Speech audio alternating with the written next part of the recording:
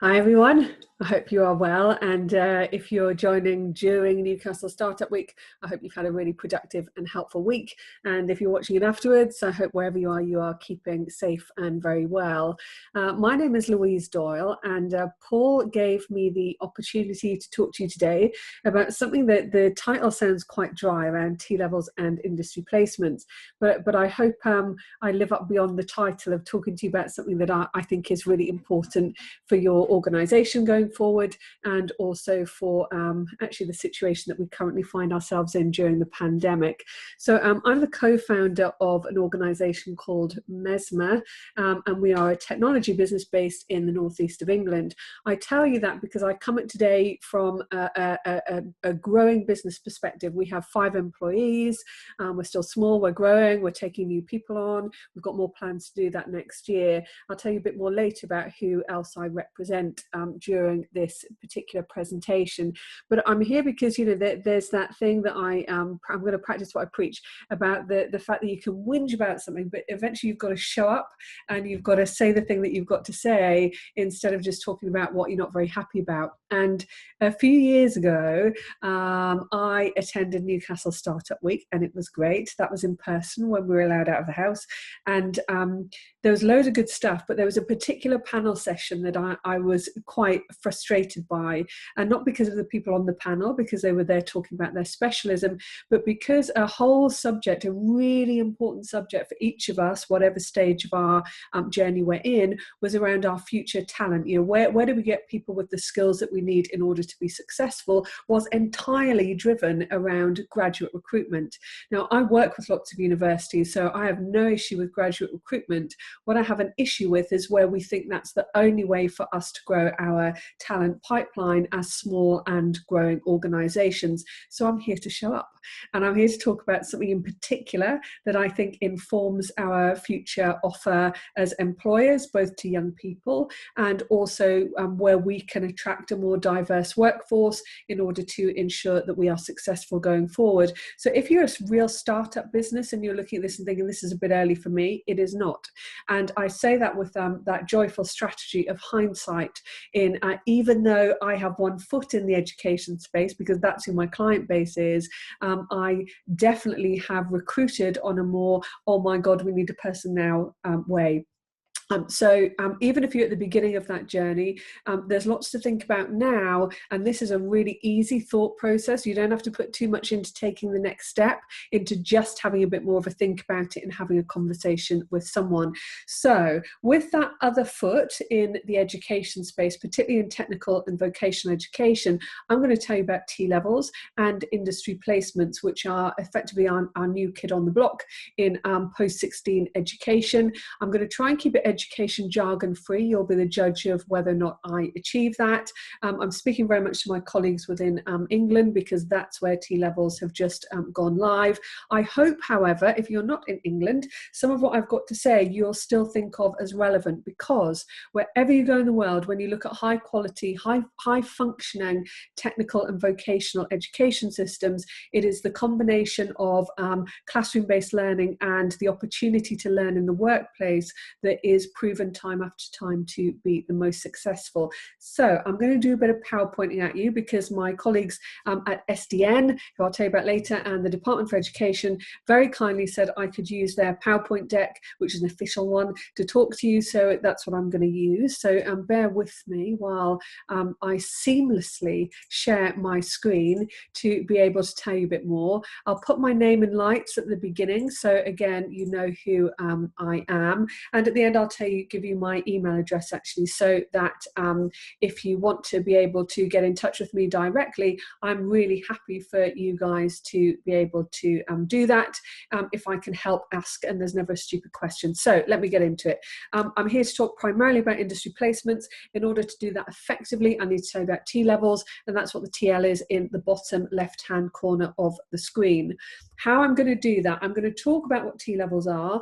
I'll then go on to industry placements, students. I'll then try and wrap up why I think to get involved, and what does it cost? Well, it actually doesn't cost anything, but it does, of course, because it's in time. So that's not a separate section. It's just some of the challenges that we need to work through and think about, none of which I think are unsurmountable for small businesses. Okay, so that's great. What do you want me to do about it? And then finally, as is always helpful, I'll tell you what help there is available for you to take forward. So what are T levels? Like I said, bear with me. I'm not going to go heavy on the education, but there's some things I know that you need to know. So if you think about post-GCSE, the route that you'll be most familiar with, I suspect, is the one on the left-hand side, which are A-levels. So they're subject-based qualifications, usually delivered at school or in a college setting. They've hit the news a lot over this summer. None of them have to say for good reasons, but you'll know what they are, I'm sure. Over on the right-hand side, you will see the reference to apprenticeships at level 2 and at level 3. So when we talk about levels in education, A-levels are at level 3, T levels are at level 3, and some apprenticeships are at level 3. Apprenticeships, of course, go right the way up to level 7, which is master's level.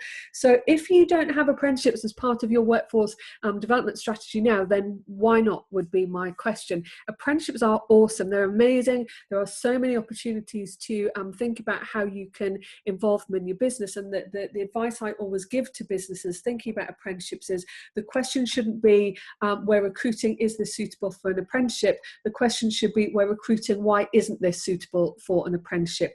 And of course, sometimes it's not, but in lots of occasions, I think that we can make this work more than we think we can at this moment. So apprenticeships at least 12 months long, they are the best. It's a bit blunt, but the best way to think of it is in a black and white way. 80% of the time of an apprentice's time is spent on the job, whereas 20% of the time is spent in off-the-job learning, usually with, but not always, with an external provider, whether that be a college independent provider, local authority, or university. Let's hang out in the middle now, which is what today is about. So T levels are brand new 2-year technical programs.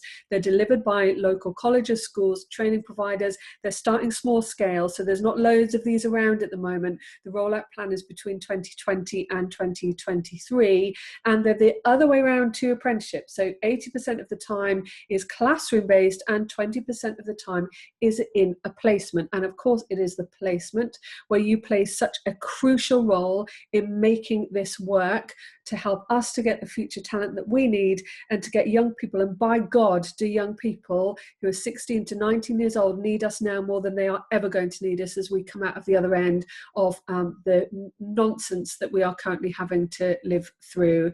So it includes an industry placement. You cannot be successful in your T level as a student without also being successful in your industry placement. So your role is crucial. It's mandated. You have to do it. And it's there to build attitude and behavior and to develop practical skills. It's not a work experience. They're not going to rock up for a cup to make the cup of tea for a week. It is about meaningful work. And I'm going to tell you about that in a moment. So out of all of those three, there are the following routes into progression. One is around skilled employment, and that's what the T level is primarily aimed and focused on, but there are also routes into higher level apprenticeships and technical training, and also higher education.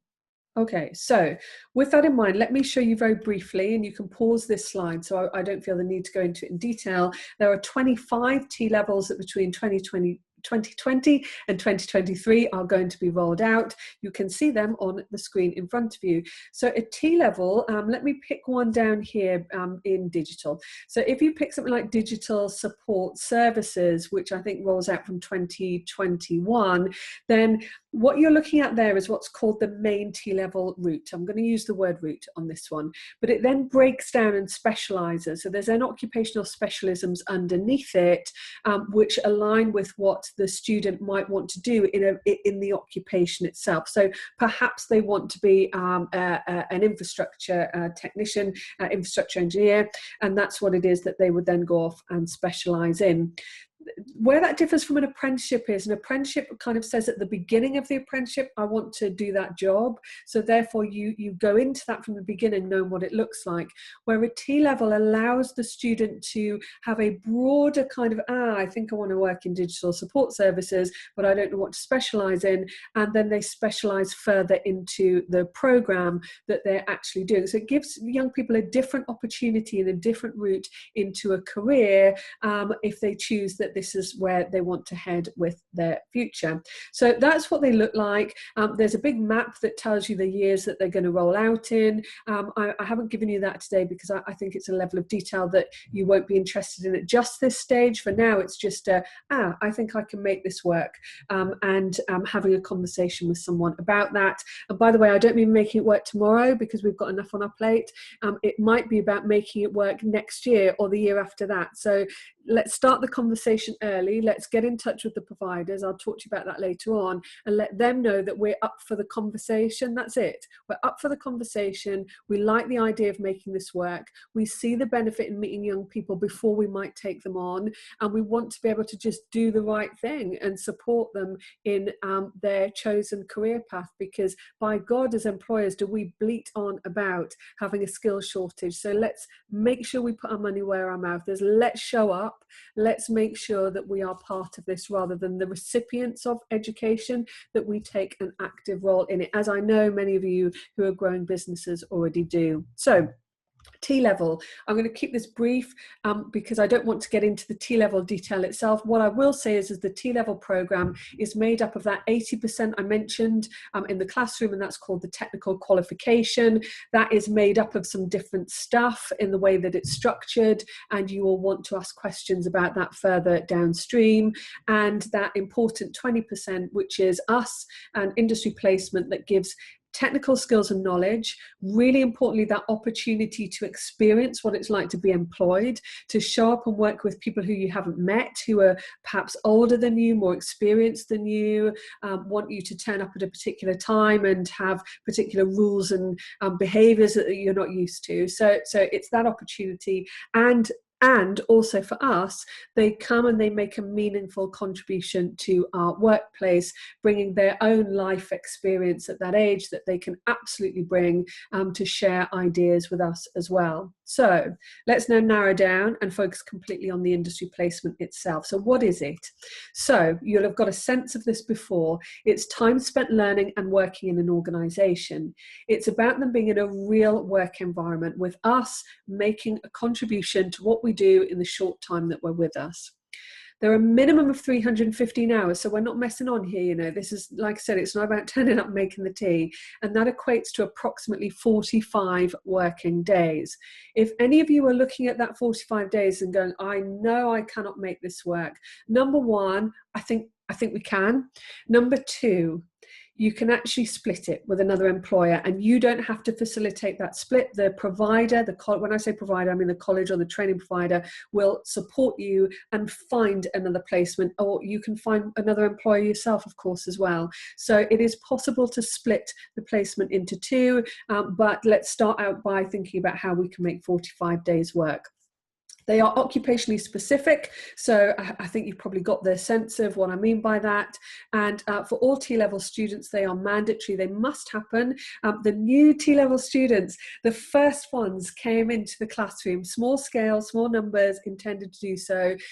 Pandemic certainly hasn't helped with that, but they've just started. They would have started last week and next week. So they're starting to think about their placements for next year, because lots of the placements will take, but not all, but most will take place probably in the latter half of their first year and their second year. So we've got time here on our side. It's not about you diving into this second. It's about having the conversations with the right people to get this thing motoring and showing that we can make this work. So that's what they are. There are placement models. There is flexibility in the placement models. So lots of employers who I speak to about this assume that it has to be on a day release basis. It absolutely does not. So you can have it in day release, perhaps because you've got repetitive tasks that you know someone won't forget if they come back once every Thursday, for example, or every Thursday and Friday, or every Wednesday, Thursday and Friday. It doesn't have to be just one day a week. You might prefer it to be in a block. So for my business, when we take on our first placement in 2021, because that's when our program starts, we need them on more of a project-based assignment. So day release wouldn't work for us. So we're going to go with the block model, we think. And the third one is around a mixed version of that. So there's loads of flex built into the models. The only thing I'll do is I'm going to put a word in for the providers here, for the colleges and the training providers. They've got to timetable this thing. So that there's got to be a bit of give and take in the middle of this, that yes, it's absolutely about what you want, but it's also about recognizing what the provider has to do. Because if they have every single one of us going, no, I want them on a Monday, and I want them on a Wednesday, and I want them on a Friday, imagine the nightmare of trying to schedule that and make it work. So there is some give and take needed in the middle of this, but the providers will be completely receptive to doing their level best to support you with making industry placements work, to make T-levels successful and provide us with a stream of talented young people who have already realized that they want to work in our sectors and in our organizations. So why get involved? What are the benefits? What could the challenges be? I'm always loath to kind of bullet point my way through this, because then it feels like I'm trying to sell to you the benefits, but and I'm not, because I can't. You know, if you don't want to do it, you don't want to do it. But I hope I give you enough reason to think about doing it, just in some of the points that we hear from employers anyway, who have already taken on industry placements over the past couple of years as part of the pilot activity. So good for your reputation, it looks like it's the most important because it's up there on the left hand side. It's not. However, you can be, I once worked for a really smart guy and a very, very wealthy man as well, and I always remember him saying that when you're a startup, when you're a small business, you always have to behave bigger than you are. You know, you've got to flex your muscles so that people, you build credibility and you hold your own in the space that you've got. And I think that this type of initiative allows us to do that. It allows our reputation to be bigger than our organization. We don't need big buildings. We don't need 100 people. What we need is people buying from us, buying into our services, buying what we're about. And I think that T-levels helps you to do that. That links with number 2, which is about profile for your organization. So again, how do you build a profile in your region, in your locality, in amongst your sector, in amongst the education establishments? Because I'll tell you what, once you've got a relationship with them and they know you and they know what you need and they know what you want, they've got your back. And there's lots of ways that they can have your back in supporting you to grow as a business. The third one down, talent pipeline for the future, goes without saying, but for me it links with the 3 on the right hand side. Bringing fresh ideas into our organization. You wouldn't believe what some of the businesses have got out of having a 45-day work placement. Actually, some of them had less than that and have got some amazing ideas, and there's some amazing case studies of young people who've saved businesses loads of money through coming at something with a fresh set of eyes. The second one down is my hobby horse, so I'm going to try not to get on it, and it's about how we build a more diverse workforce. So if, like me, over the past year or so, I look around the table that I sit at and I think, oh, you all look like me, or you seem to have come from a similar background to me, or you're able to do the same things as me, then I don't have a diverse workforce. And I think that you working with the provider allows you to be quite pushy with them in working together to say, okay, we need to set an objective together that I need you to bring me a diverse group of students for me to recruit from for this placement. I hold you to that. I'm going to work with you to make that work. And that gives us the opportunity to bring fresh perspectives into the organization that by God, you know, do some of us need it. And I hold myself to account for that as well. And it's very much one of the reasons that we're getting involved in T-levels.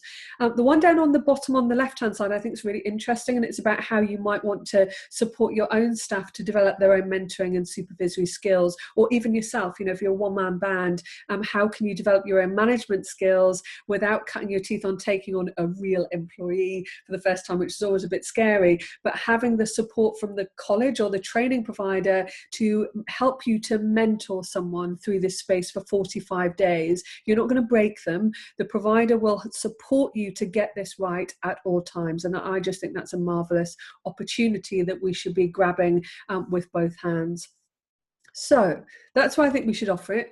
I am not evangelical about this in the sense that I think that there aren't barriers and challenges, and we keep finding more of them, and we keep having to work through them. So again, this is a slide to pause rather than for me to rattle on up with you, but I will tell you this, that there is a stack of resources out there and a stack of support to help you to think about who is going to look after your student.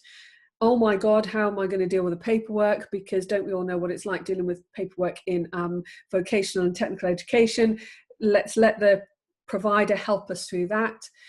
Will it take up too much time? Yeah, actually, it will take up some of your time, but that's about the return on investment. So the question has to be for you, and no one else can answer that. Is the cost of supporting a young person worth it because of the return on investment I'll get in both the short term and the longer term? And I think that's important, of course, for all of us to work through. And the one on the bottom there, will the students be of high caliber? Yeah, because actually otherwise you just go to another provider. So you're looking for people to bring the best to you, teach them the best, bring the knowledge and skills to the table that this young person will develop. They're not going to be ready cooked by the time they get to you, but they should be a long way through that process.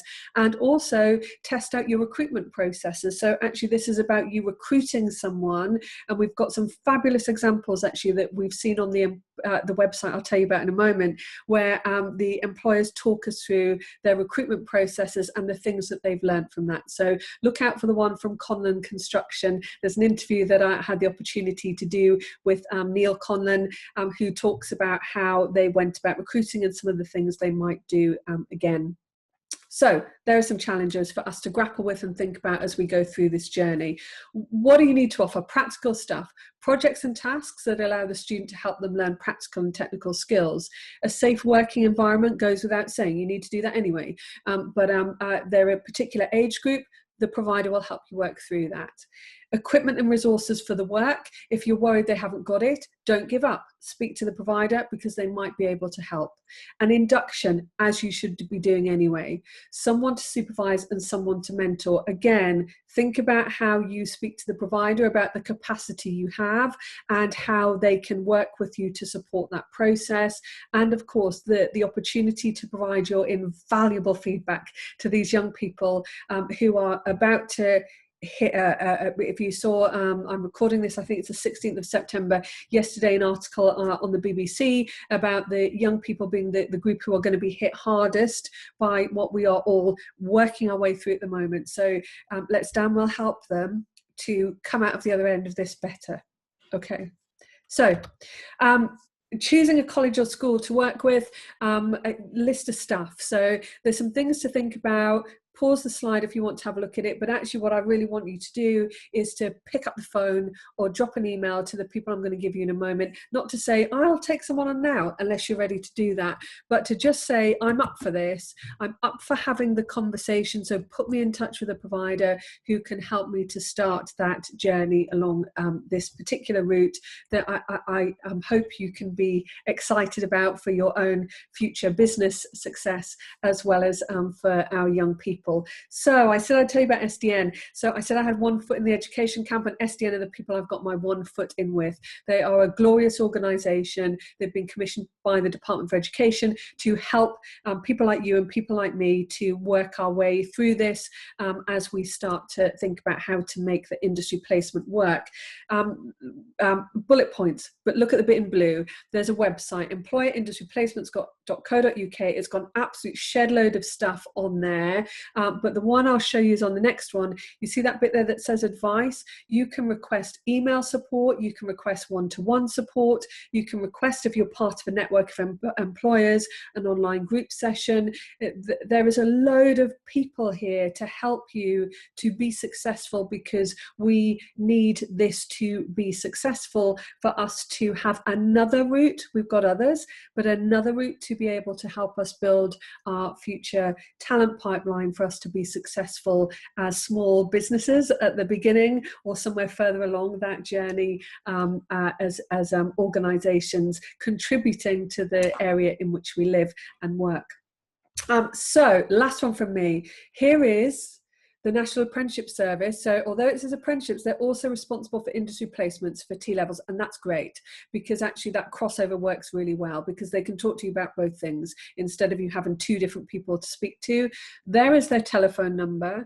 There is their email address underneath. I have to say that I am more than happy, as I said at the beginning, that you just emailed me directly. So I'm going to give you my Mesma email address, because you'll remember that probably better than my Strategic Development Network email address that I have when I've got my SDN hat on. It's louise@mesma.co.uk, MESMA. For those of you who are based in the Northeast, as I know some of you are, then hopefully we cross paths anyway. So feel free to get in touch. I would love to talk to you about it for no other reason, because I've got no skin in this game other than it's the right thing for us to do, to get involved, for us, for our businesses, and for the kids that some of them who will be related to, for God's sake, who we can spend a bit of time supporting. So thank you for listening. Like I said, I hope you are keeping safe and well. And we're all getting a bit used to staring at a screen now. So get in touch if you need anything, and enjoy the rest of your day if you're doing all of this live as part of Newcastle Startup Week. Bye for now.